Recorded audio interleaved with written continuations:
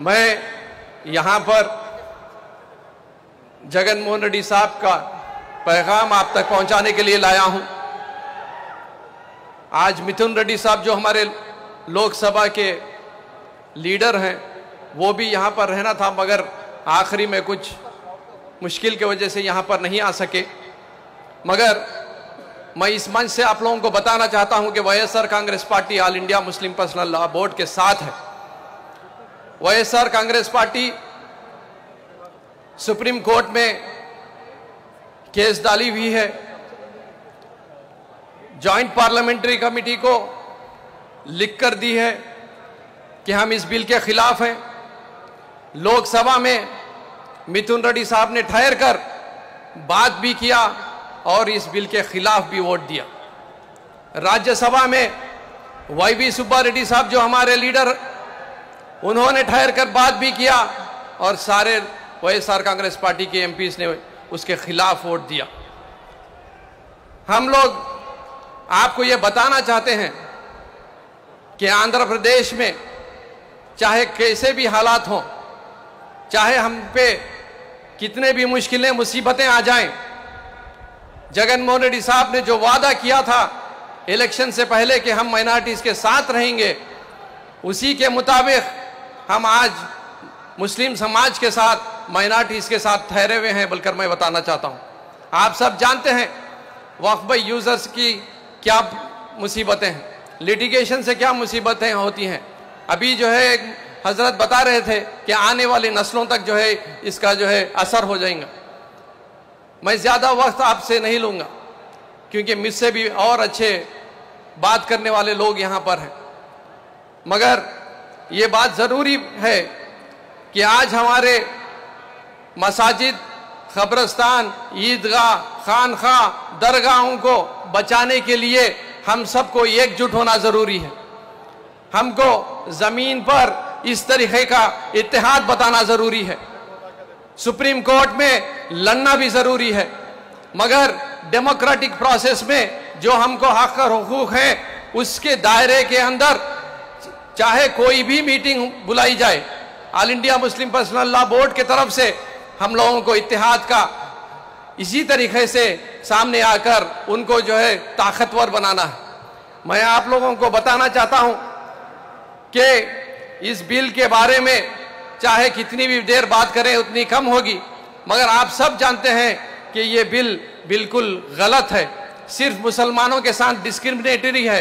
और ये आप जानते हैं कि कॉन्स्टिट्यूशनल राइट्स जो हमारे को दिए गए हैं, फंडामेंटल राइट्स जो हमको दिए गए हैं, उसके खिलाफ इस एक्ट को लाया गया है। और आप जानते हैं कि आर्टिकल्स 13, 14, 15, 21, 25, 26, 29, 30 और 300 के खिलाफ इस एक्ट को लाया गया है। सारे पार्लियामेंट के जो मुस्लिम एमपीज हैं इस बिल के खिलाफ थे, सारे अपोजिशन पार्टीज के एमपीज इस बिल के खिलाफ थे। मगर अफसोस कि जो 40 साल से जो सियासत कर रहे हैं आंध्र प्रदेश में और बिहार में, चंद्रबाबू नायडू साहब और नीतीश कुमार साहब को यह बात समझ में नहीं है। इलेक्शन के सामने चंद्रबाबू नायडू साहब एनडीए के साथ रहने के बावजूद उन्होंने वहां के आंध्र प्रदेश के मुसलमानों से वादा किया था कि हम जो है चाहे कोई भी कानून जो मुसलमानों के खिलाफ लाया जाएगा उसको रोकने के साथ साथ आप हमारे साथ ठहरे हुए रहेंगे। मैं इस मंच से मैं सीधा सीधा पूछना चाहता हूं चंद्रबाबू नायडू साहब से और नीतीश कुमार साहब से, कश्मीर से लेकर कन्याकुमारी तक का मुसलमान आज आपको हमारे साथ देखना चाहता था, मगर अफसोस आप जो है बीजेपी के साथ जाकर ठहरे हैं बोलकर मैं आपको बताना चाहता हूं। मैं आपको बताना चाहता हूं कि हमने लोकसभा में, राज्यसभा में वोट डाला, मगर तेलुगु देशम पार्टी का आईटी सेल हमारे ऊपर जो है कीचड़ फेंकता कि हम राज्यसभा में वोट नहीं डाले। ये तो ऐसा हो गया कि झूठा झूठ बोला तो सच्चा रो रो के मरा, वैसी बात हो गई। मगर तेलुगु देशम पार्टी को और बिहार में नीतीश कुमार साहब को भी जरूर मुसलमान भाई और हिंदू भाई, सेक्युलर भाई, जितने जो है सेक्युलर सोच रखते हैं, चाहे वो ईसाई सिख भाई हैं, वो सारे के सारे जो है इनको आने वाले दिनों में मजा चखाएंगे।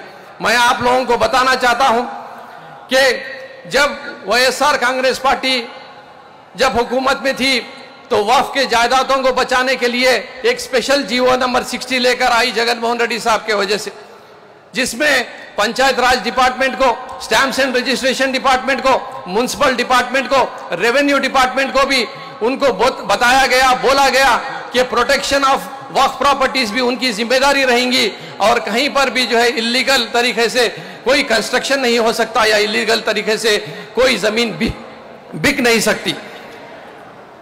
ये जो है हमारा स्टैंड है, हमारा स्टैंड बहुत क्लियर है। ये बिल, ये एक्ट एंटी कॉन्स्टिट्यूशनल है, फंडामेंटल राइट्स के खिलाफ है, इसीलिए हम सुप्रीम कोर्ट तक जो है इस केस को लेकर गए।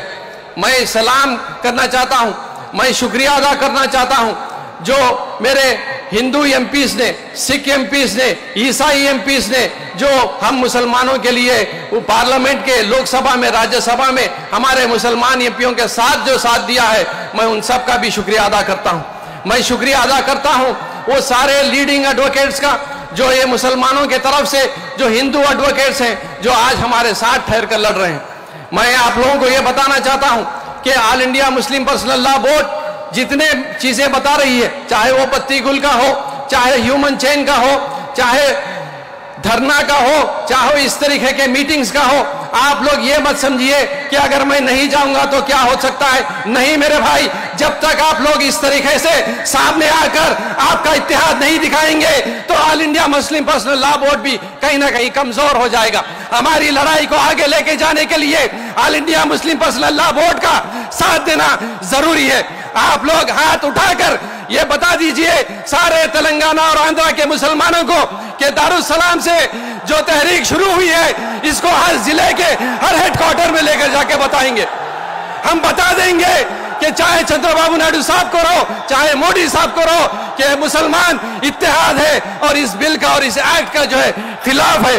जज़ाकल्लाह खैर, अस्सलाम वालेकुम।